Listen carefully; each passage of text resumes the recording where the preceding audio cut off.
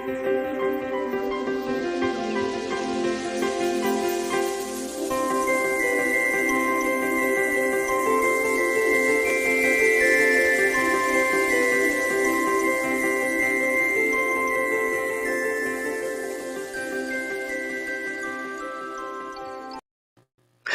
hello, everybody. Welcome to Evolution Greenworks. My name is Lorena Mitchell. I am your host. And evolutionaries, I have such a great tale to tell today. It's both tragic but extremely positive, and it just is an amazing story. And we're going to talk and share with Doug Barker, who actually I've known probably for about 3 or 4 years now. I would have to say it's closer to 4. And this gentleman is just absolutely my idea of a hero. And I wanted to share that with you today. I'm so excited to bring him on this show. Doug, welcome. Welcome to Evolution Greenworks. I'm so excited to have you here.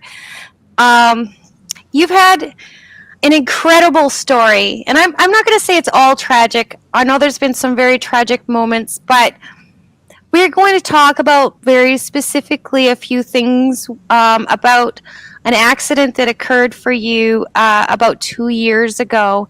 So I just wanted to kind of lead off with, can you tell us a little bit about yourself first, and then let's talk about what happened with that accident. Well, first of all, thanks for having me, Lorena. I really appreciate everything that you guys are doing to try and help me. I'm not used to getting help or asking for help, so I find it embarrassing almost, So I thank you. I thank you from the bottom of my heart, and everybody who's pitched in to help out, and people who have donated so far. And I have no words. There's been about 50 people who have donated to your GoFundMe so far. It's pretty exciting to see that kind of warmth coming from people. And I know a lot of them have been sharing some personal stories with you and stuff too. So we're going to talk about that a little bit later. But so tell me, how did we get here though? Like 2 years ago, there was a tragic accident. Do you want to tell us a little bit about that accident? Yeah, 2 years ago, I was basically a spinal cord injured person who was very active. Just like my previous life, I was very, very active before I got hurt. So I was heading to my daughter's farm to work on my tractor, and I took the back road to check the horses and just to let her know where they were. And we there's 2 vehicles on the road that day. It was around roughly 12 noon, maybe 11 in the morning. Uh, Plus 35 out, not a cloud in the sky, gorgeous day. And there was me and one other car on the road. It was crazy, and it's funny because I went that way because I thought I'd avoid some traffic and check the horses at the same time. But yeah, I was driving down the road doing 100 kilometers an hour, and you know how you kind of notice a car coming at you, and he starts to creep over the yellow line a little bit, and so you've got a split second to make a reaction. And so in my mind, I remember going, "Hey, buddy, get back on your side of the uh-oh." And I had 2 choices. I could hit the brakes, and he was swerving right into me. If I'd hit the brakes, we'd have likely both been dead. And so I took for the ditch, and we ended up hitting front wheel to front wheel. And he took out my steering and brakes, and I took out his steering and brakes, and we went sideways down the road. And miraculously, we had injuries, both of us, and we lived. And so that's kind of how we're here today. Is I had a very specialized van that I was driving, and I believed I was insured for a total loss up to a certain amount of money. And when I went and talked to the adjusters after I healed and whatnot, then I found out that the insurance that I thought I bought was not adequate, not even close. So that's kind of how we got here today. And I haven't driven independently since that day, August 16th, 2019. Wow. So that's an incredible story. can you tell me, like, so you said it was a split-second decision. You went for the ditch instead of hammering on the brakes. Now, what went through your mind, like, in that moment? Like, it must have been so frustrating. And, I can't Well, even imagine. what went through my mind when we hit was I remember saying to myself, don't roll," because I could feel the tires howling on the pavement as I was going sideways, and all four of them popped off the rims, and miraculously we didn't roll. And I remember the airbag going off on the passenger side of the van, and I remember putting my arm out, Yeah. and the airbag hit my arm, and I stopped it from hitting my little dog. She was in the passenger seat beside me, And how and is your puppy today? oh, she's fine. As soon as we were, I was laying sideways, uh, Yeah. hung up in the seat belt, and my face was smashed pretty good, and she found a little spot to squeak through and gave me a little kiss Oh, right after it happened. It was, oh my God. That's so sweet. It's almost reassuring, isn't it? yeah, so I knew she was okay, It's but good. all I could feel was the heat from the engine because the doghouse had kind of ripped off a little bit, and then I could hear somebody's feet running up, and like I guess typical accident. I've never been in an accident like that before, but yeah, it was harrowing, and I thought of my mom who had passed away just a few months before, Yeah. and I swear I felt her presence while I was going sideways down the Yeah. road, and Yeah. it's It really makes you think that that's it, right? yes, but you don't know, but No, it was a miracle that we survived. Anyways, absolutely. we're here to bother people some more. Well, you know what? You know, just to state it, I mean, the van was a total loss, as well. But I mean, what happened next was kind of interesting as well. So the 18-year-old that struck the vehicle, he was a distracted driver. He was charged by MPI, and he lost his license for a year. It is now 2 years from the accident, um, and you're still without a van because it takes that long to even get another one made. You have to find the right kind of van. Tell me about that venture. Well, actually, if I would have been covered, it would have happened a lot sooner. Like if I was an actual MPI claim that had the vehicle modifications paid for by MPI, I probably would have been back on the road in 6 months. Oh, so that's interesting. So is this then because you didn't become a quadriplegic from a car accident? It actually takes longer because they don't cover that. Yeah, I was a hockey accident, so if I was an MPI claim, like an MPI accident, then MPI follows you through your life, and you know, I wish I was an MPI claim because they do modifications in the houses for you. The vehicle, you just buy the vehicle, and if it needs $80,000 worth of mods, they put $80,000 worth of mods on, and Right. but with Right. me having to pay for everything myself because a hockey accident doesn't give you any coverage, so any ongoing coverage. So it's yeah, like those are pretty tough hits to take, especially when you think Yeah. you're insured. Absolutely. And I know that that was definitely the case for you. Yes, like I said, when I insured that van, I told them everything that was in it, all the specialized equipment, and the girl who sold me the insurance suggested that I bump it from 50,000 up to 80,000 just to make Right. sure that it would get replaced in the event of a total loss. And when I left the insurance broker that day, I drove for, I believe it was 9 years after that, paying higher premiums. And I was not, I was covered, the 80,000 was just a suggestion. Um, Wow. they could depreciate it down to whatever they thought it was worth. And I thought I was going to get at least my modifications would be paid for. So you actually have to go get a third party, um, insurance then to cover the van in the event of an accident, because MPI really doesn't have a solution for people with modified vans. I believe that's the case now. Like I said, I haven't even went and insured a Well, specialized no, van since you don't then. have a new one now yet, right? So, That's be well, what I I mean, you have the van though. You have the van, so you're on the way. You're yes. partially there now, and there's a place in BC willing to modify the van. So we have kind of that down.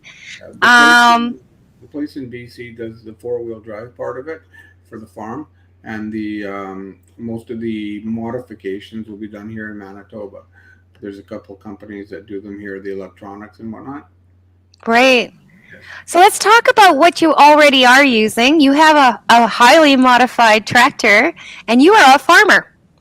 Yes. Why don't you even just talk about what were you doing today in the bush? Well, we're fencing today. I have two young kids that come out and work on my daughter's farm, and I'm their little foreman, I guess you'd call me.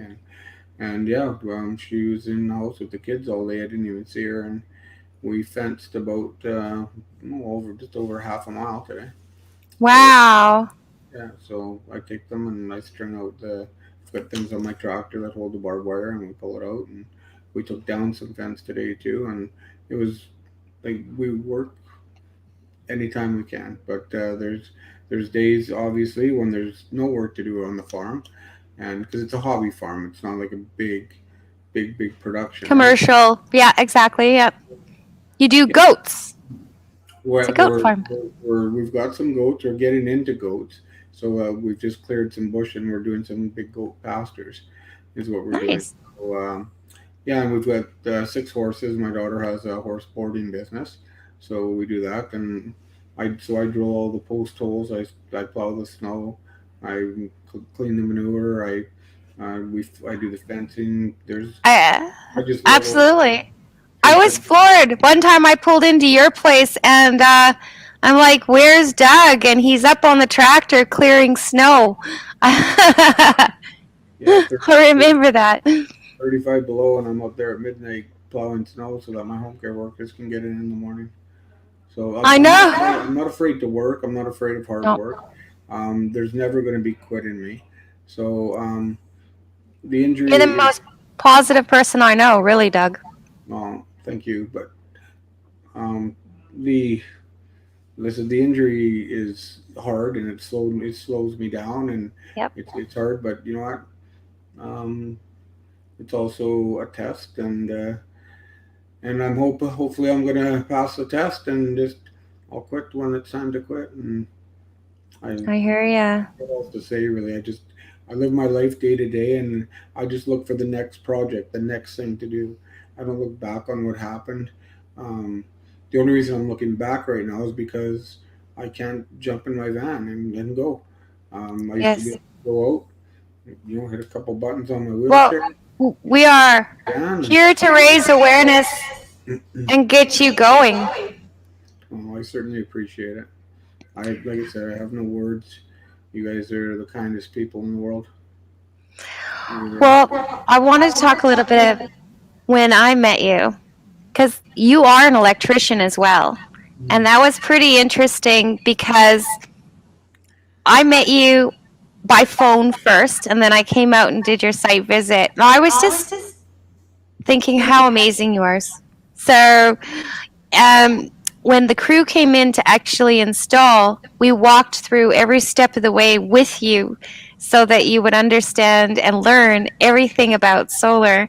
And then you went on to install your own solar system at your RV up in the Narrows. You want to talk about your system? Yeah, well, like I said, we put in enough solar there to completely run the RV, just shy of air conditioning.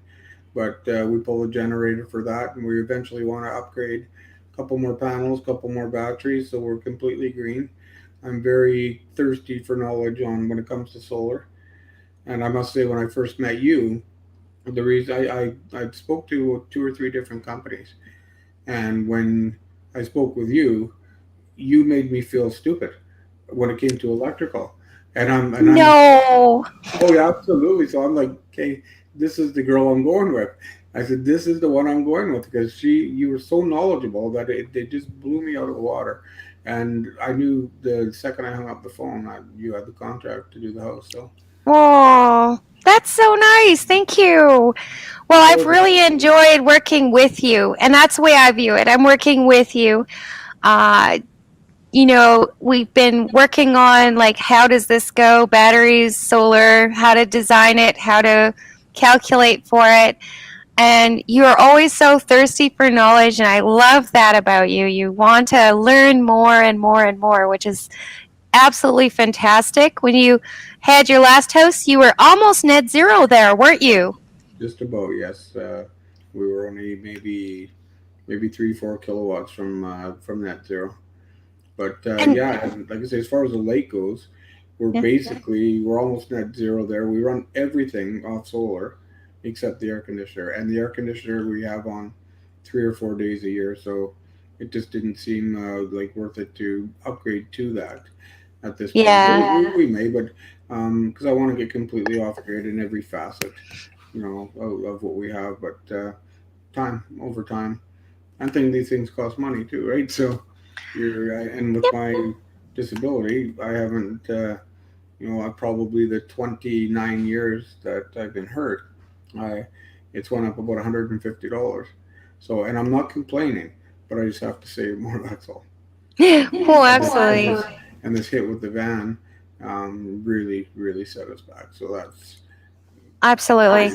I it's can't think of crazy. a more positive and deserving family than you.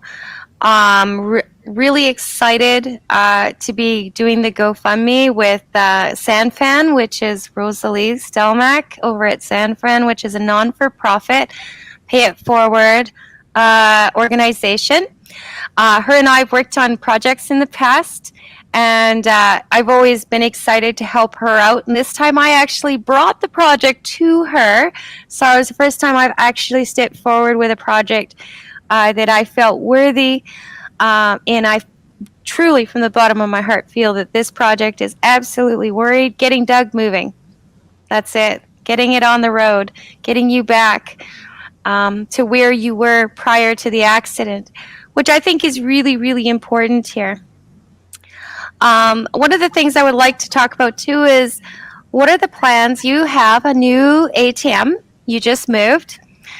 Ready to move, right? I got it right. ATM, right? Okay. I'm dyslexic, so just saying. Okay, Sometimes I backwards that. a modular home. A Yep. modular home, yes. But you did some upgrades with that modular home, and can you tell me why and what you did? Yeah, well, we upgraded the outside walls to 2 by 8 because we wanted to be more energy efficient. I put a pellet stove in for now because it's at this point it's better than um, you know um, I think than paying these big electrical bills, and plus it's very little work. We're not cutting trees down. We're using sawdust that's already been used, which have been recycled into pellets. So no new trees are coming down for what we're doing, and so we're still thinking green, and that's important to us. So upgraded insulation, pellet stove, and just a little bit better windows and doors and we backed off on things like drywall and that. So because we're not people that care about what things look like in particular, we're more people that care about the environment and being a little more green. Yeah, you guys have been really long into the environmental aspect. I mean, as farmers as well as homeowners, you've been environmental stewards where you could be. With the new home being the 2 by 8, allowing for that extra insulation and LED lighting and all of these things you do to reduce your energy, that carbon footprint. And it also makes it better later to be able to go off grid too, right? So like or grid tie with like in a net zero situation. It absolutely won't take as much solar No. to do the job. And you did all your own electrical out there. I actually when I came over a couple weeks ago, he had all his own guys. He had his backboards up, and he had all his electrical laid out, so it was all like right there. And ran his own cable and stuff. So it's pretty amazing, actually, to see that you're still putting your electrical skills to use. Yes, it certainly beats having to pay someone to do it. And like I said, I think we trenched in 500 feet of tech cable, and we came off a 400 amp splitter for a panel in the back, yard lights, and things like that. So, and like I said, I worked really hard to get my license. So there's no way I'm ever giving it up. I'm proud of it, and it still makes me feel like I'm part of the electrical brotherhood, the team. Absolutely. Well, I'd be your apprentice. Yeah, I try to make the guys that work with me. So, Yeah. so we have a lot of fun. Absolutely. Well, I can see that. You've always got such a good humor and a very positive attitude, which is always super nice. Oh, I see Puppy in the background just walking by the door there. We are actually going to break. We've got a couple of sponsor videos to show. And then when we come back, I want to talk a little bit about before. I mean, before the other accident, too. We'll talk about how that happened, but I want to talk about the Doug the electrician, Doug the hockey player, Doug the mentor, because you have so many. It's like you've lived a bunch of lives, really. It's pretty incredible the kinds of things that you've done with your life. So we're going to take a minute with the sponsor videos, and then I'll bring you back after the sponsor video. Why go solar? Solar is better than ever. Our revolutionary design and inverter equipment with the latest in solar panel technology for the ultimate in-home and business security. That's right, I said security. Grid security and security of your home are linked. Fortify your future today with a battery backup system. No maintenance, quiet running. Did you know in Manitoba, grid-connected, off-grid, and battery backup systems are 100% right off in the year you purchase for any company or farm? Do you want to back up your internet, keep your tills running, and the lights on? We can install a system that is right for you with battery backup fully capable of taking on all those essential loads and keeping you running. When you call our experts at Evolve Green, ask about getting your free energy audit today. Call or email today to find out what system works best for you. 1-866-5EVOLVE or support@evolvegreen.ca. Also, be sure to check out our website at www.evolvegreen.ca.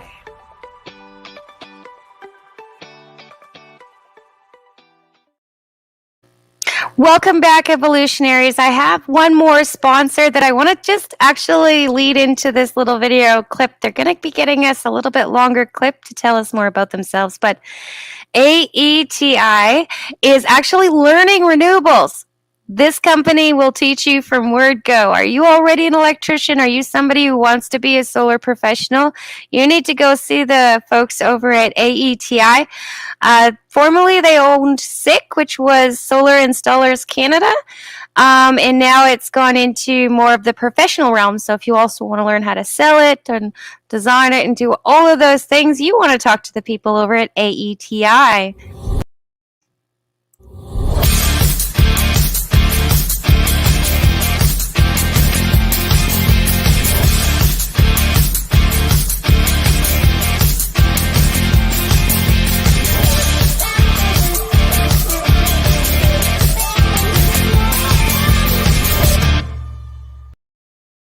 And welcome back, evolutionaries. So before the break, we were talking to Doug about what happened with this last accident and why we're doing a GoFundMe for Doug and who he is and all about his environmental adventures. But before all of that happened, when he was a younger man, Doug actually had the big accident, which actually caused him to become a quadriplegic.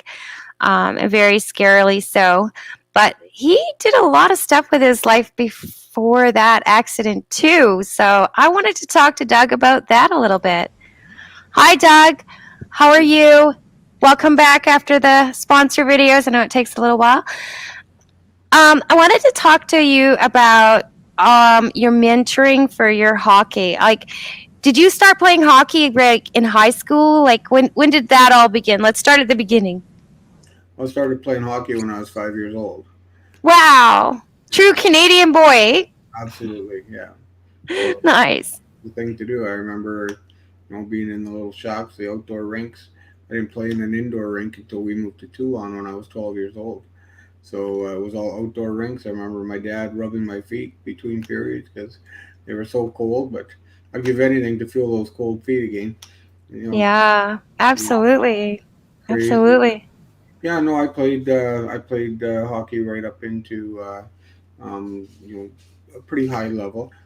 High for me. It's a long way to go before you get pro, but I played up to junior A and some junior B, and then I played after my junior career was over. I played with my hometown Toulon Tigers. I was with them for about 11 years, and in the last few years, I was the captain of the team, and yeah, So you were we the captain of the Toulon Tigers. I was, yes. Wow. Yeah, and like you said, back when I was a younger man. But Yeah, absolutely. it was funny because um, we were the only team to win the South Interlake Hockey League trophy as a Toulon team. So that we're very proud of that accomplishment. And the year I got hurt, it was a little bit of irony because my kids were just starting to get to the point where they need me. And I not only played hockey, but I coached hockey. I coached kids who weren't my own that were I coached they were 12, 13, 14, 15, and 16 years old. I coached them about 5 years. But I just told the guys on the my senior team, the South Interlake hockey team, that that would be my last year, and I was gonna hang up the skates and maybe just play some rec hockey after that. That my kids were at an age where they were gonna need me more. And yeah, I didn't quite make it through the year. I only made it halfway through, and that's when I had the accident. But So no, this that was your last year of hockey as well. was going to be my last year of organized hockey, where full contact and Right. the real deal, right? So I was going to go like just into recreational How hockey. old are you then? I was 28. 28 years old. Yeah, and I had Wow. a So full life young.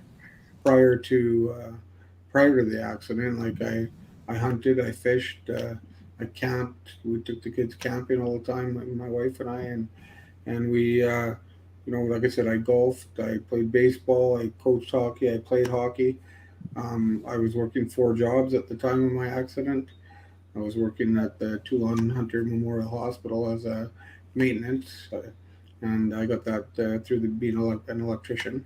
I had my own company, Debarker Electric, which was fledgling, but it was a couple years in, so I was getting that off the ground, and that was going to be my goal. Was I was going to have my own company, and then I was going to run about 50 head of cattle on the side. So and yeah, and I drove grain truck for a local farmer. I drove tandem gravel truck for a local company here called Ellison's Cartage. And yeah, honestly, my wife joked. She says, I kind of like you a little bit better in the wheelchair. At least I know where you are. And we Yeah. about that, right? And It's almost a typical Manitoba family when you think about it. We're all like kind of doing several things just to keep afloat here, right? absolutely, Um, it has to do with our weather. It has to do with a lot of things. But they build us pretty tough and durable in the respect that we always are on the lookout with how to just keep things going, right? you betcha. Keep You bet. the meat on the table and family Yeah, fed and yeah. So no, it was like I said, it was a wonderful full life, and like any of you walking around today, I didn't think it could ever happen to me. I see somebody in a wheelchair, and I would look at them and I would truly feel bad for them, and but I had no idea what they were going through, and then how could I, right? And this one day, um, flick of a switch and head first into the boards, spinal cord injury and your life changes. It's like turning a light switch off. That's how quick. it may be like turning a switch off. But here's the thing. You have taken that and made something from that. You didn't say, I'm going to do nothing and lay back and just feel sorry for yourself. And I'm sure there was a little bit of that maybe at first, but you fought hard to have and hold on to the independence you do have.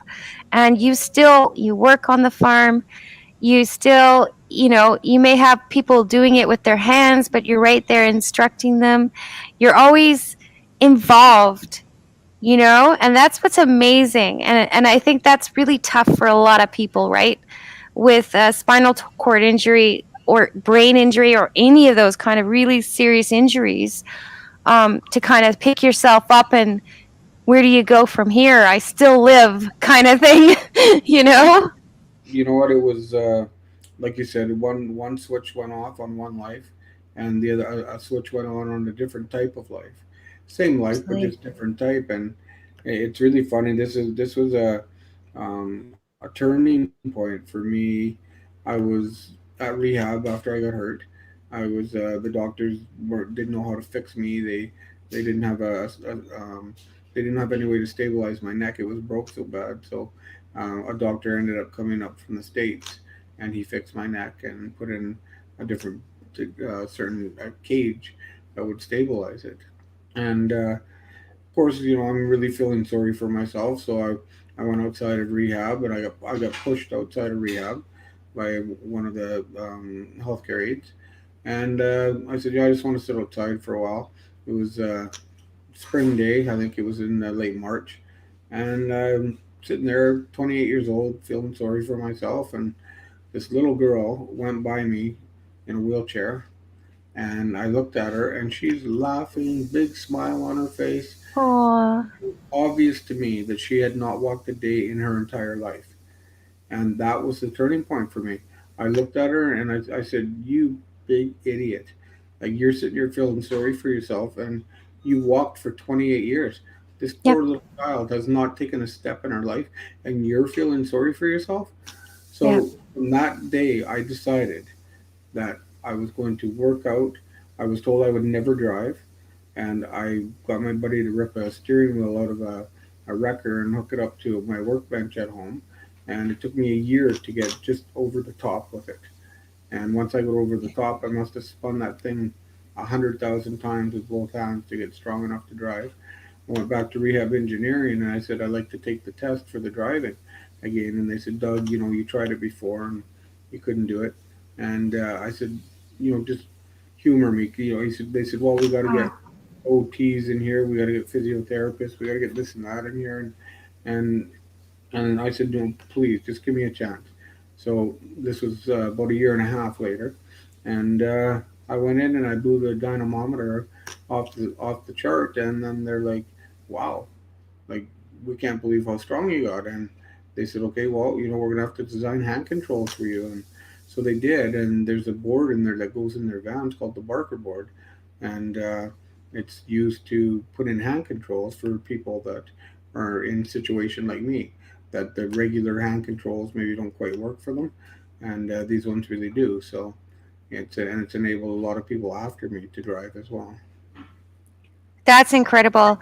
So there's a whole hand control Barker board out there that was designed for you, but also you helped develop it then, right, too? Yeah, and when they had a rehab engineering convention, this was in the early mid '90s. They actually showcased these hand controls and the Barker board and whatnot. It runs your signals, it runs your horn, your cruise control, all the things you need, that you can't normally use in a regular vehicle that's not outfitted. And at one time, this was all done just through rehab engineering, and if you but times have changed, and they're very expensive now to get these things put in. Rehab engineering is charging for what they're doing. The government has, I'm not going to say gutted rehab engineering. I don't want to sound like it's like I don't want to be mean about it, but the program isn't what it used to be, and they privatized a lot of the things for these specialty bands. And what used to cost $600 is like $7,000-8,000 now. Yeah. You know, there's a special thing that gets hooked up and you puts the van and you push on the brake and then puts it in park, reverse, neutral, drive. Just that one item alone, I had it quoted on me. This was over a year ago now, before COVID made the price of everything go up, and it was over 17,000 for that one item. One item. 17,000. Yeah, just to put your van in gear. Wow.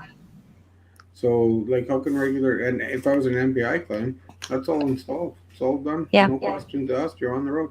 So again, through no fault of my own, in the accident. And again, I do not blame the kid. The kid who hit me. I was a kid once. The mistakes I made, Lorena. You wouldn't believe the mistakes I made, right? So I don't. All know, of us. I do not It's blame called growing up. the kid who hit me one lick. You know what I mean? I'm just so Yeah. glad that he's okay and that he's going to live hopefully a long, healthy life. And Absolutely. so I just want to make sure that people that have these specialized vehicles know what they're getting when they go in to Right. register them, because um, I was just I'm hooped. I just can't afford it. Yeah. Absolutely. It's just incredible. I mean, your wife is also a nurse and she's had to put off retirement for about 4 years. Yeah, I'd say So I know that's been very before. hard on your family. Yeah, it is. You have plans for retirement, and you do everything right. You work hard, and in spite of the injury. Like, I've never quit. Right from '93 on, we've tried to save money for retirement. We've tried to do this, that, and the other thing, so that when the time comes, that we'll be able to at least afford our bills. We're trying to go greener, so we don't have to pay a big hydro bill, and Absolutely. so, like, all kinds of things, right?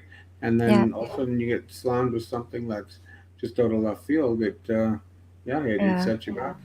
And again, It does. I don't want to feel sorry for myself. And again, I wasn't going out and asking people. No, that's what we're here for. It would have taken years and years to save up. And I have to say, for anybody that might confuse this, I'm the one who approached Doug. I approached him and I said, "You deserve this. You deserve this. You're absolutely my hero. You're such a positive person. You're such a positive force. You mentored hockey for years, for young kids even. You've done so much good in your life, and you employ young people in your neighborhood to be your hands too, while overseeing projects. So there's, youth employment going on. There's so much to you, Doug. And you've always given to your community, and it's time that we now give back to you. So that's what we're here for. You have had an incredible journey, and this only is the tip of everything that's happened. But we wanted to talk about your environmental aspects, your electrical aspects, your farming aspects, what happened to you, and why it's so important for you to get mobile again.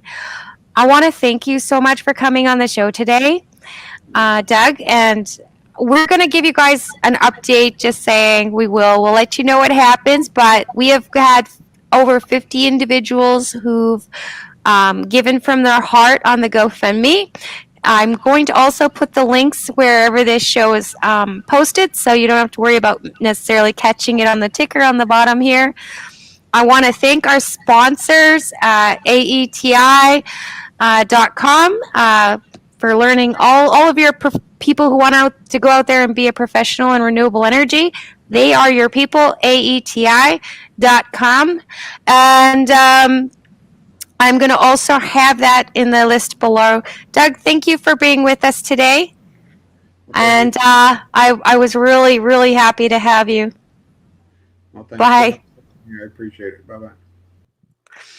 Well, that's it for today's show. I just want to say go to the GoFundMe listed below. It'll be also in the descriptions for the show. Every little bit counts, but if you can't afford to give, hey, that's okay too. All I ask is, can you share for me? I really would appreciate it.